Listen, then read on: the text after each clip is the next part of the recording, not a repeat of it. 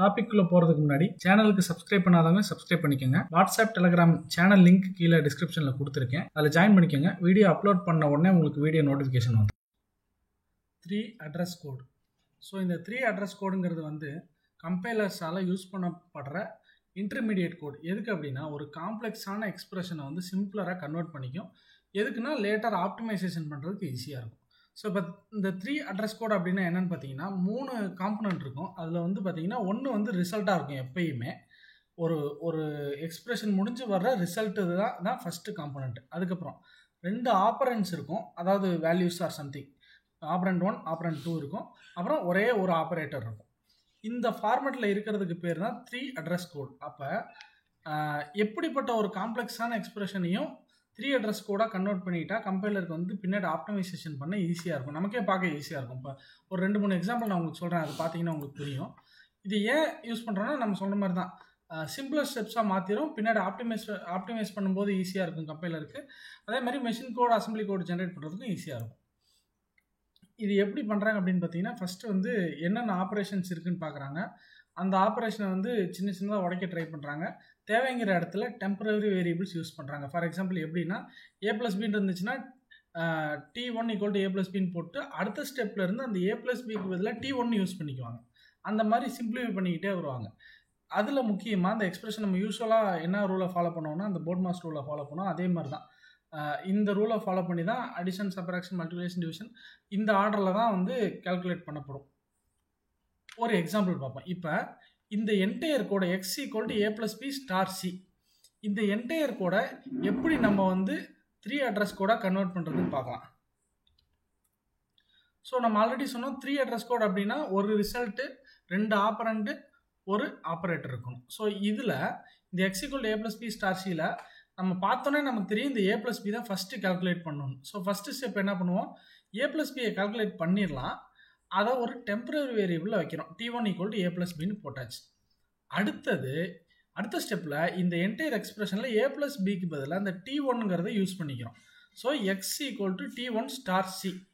So இப்போ ஒரே ஸ்டெப்பில் முடிஞ்சிருச்சு, அதாவது ரெண்டாவது ஸ்டெப்லேயும் முடிஞ்சிருச்சு. இந்த என்டையர் எக்ஸ்பிரஷனையும் நான் 2 ஸ்டெப்பாக மாற்றி இந்த 2 ஸ்டெப்லேயும் பார்த்தீங்கன்னா 3 அட்ரஸ் கோட் ஃபார்மேட்டில் கொண்டு வந்துட்டேன். ஃபைனலாக ஆனால் எனக்கு என்ன, இந்த எக்ஸ்பிரஷன் மாறல, ஃபைனலாக எனக்கு அவுட்புட் வந்துடும். இது ரெண்டையும் சேர்த்து எழுதுனோம்னா இதுதான் 3 அட்ரஸ் கோட் ஆஃப் இந்த என்டையர் எக்ஸ்பிரஷன். அவுட்புட் பாருங்கள், T1 = A+B, அப்புறம் x = T1*C. இது சிம்பிளான ஒரு கால்குலேஷன். இன்னொன்று பார்ப்போம்.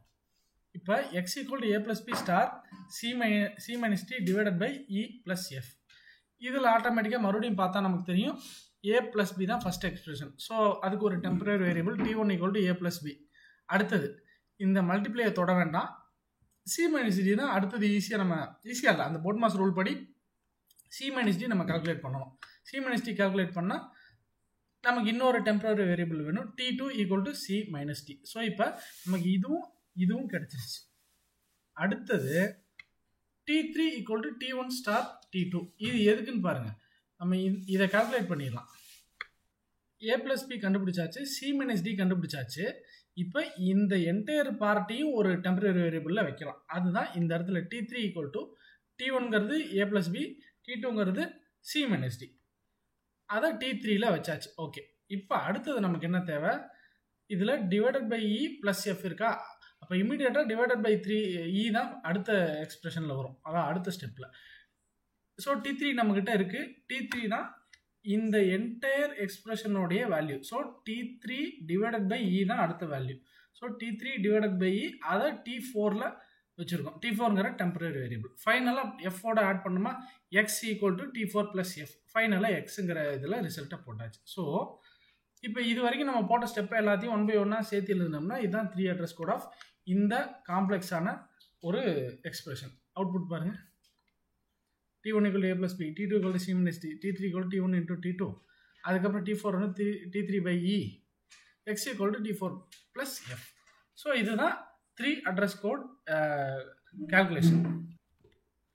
ஸோ இந்த 3 அட்ரஸ் கோடை எழுதுறதுக்கான முக்கியமான டிப்ஸ் என்னன்னு பார்த்தீங்கன்னா டெம்பரரி வேரியபிள் யூஸ் பண்ணிக்கலாம். எங்கெங்கெல்லாம் நம்ம கோடை சிம்பிளிஃபை பண்ண முடியுமோ அதெல்லாம் டெம்பரரி வேரியபிள் யூஸ் பண்ணிக்கலாம்.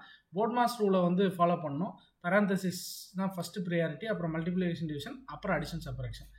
அதுக்கப்புறம் வந்து ஒவ்வொரு லைன்லேயும் அதே ஃபார்மேட்டில் இருக்கணும். ஒரு ரிசல்ட்டு, ஒரு ஆப்பரேட்டர், 2 ஆப்பரண்ட் இருக்கணும். அந்த மாதிரி கன்வெர்ட் பண்ணி ஒவ்வொரு லைனாக எழுதினோம்னா ஃபைனலாக ஒரு அவுட்புட் வரும். அந்த அவுட்புட் அச்சீவ் பண்ணுற வரைக்கும் எழுதினோம்னா எல்லா லைனையும் சேர்த்து பார்க்கும்போது அந்த 3 அட்ரஸ் கோட் நமக்கு கிடைக்கும். இந்த டாப்பிக்கோடைய நோட்ஸை எங்கள் வெப்சைட்லேயும் ஆட் பண்ணியிருக்கோம். Website name cscitexampreparation.in. அதில் போய் பாருங்கள். அதே மாதிரி programming, web app development, mobile app development இதெல்லாம் லேர்ன் பண்ணணும்னா எங்களுக்கு யூடியூப்ல இன்னொரு சேனல் இருக்குது. அந்த channel name the developer tools. அதில் 250க்கும் மேற்பட்ட ப்ரோக்ராமிங், மொபைல் ஆப் டெவலப்மெண்ட் சம்மந்தப்பட்ட வீடியோஸ் இருக்குது. நீங்கள் போய் பாருங்கள். கண்டிப்பாக உங்களுக்கு யூஸ்ஃபுல்லாக இருக்கும். சேனல் லிங்க் கீழே டிஸ்கிரிப்ஷனில் கொடுத்துருக்கேன்.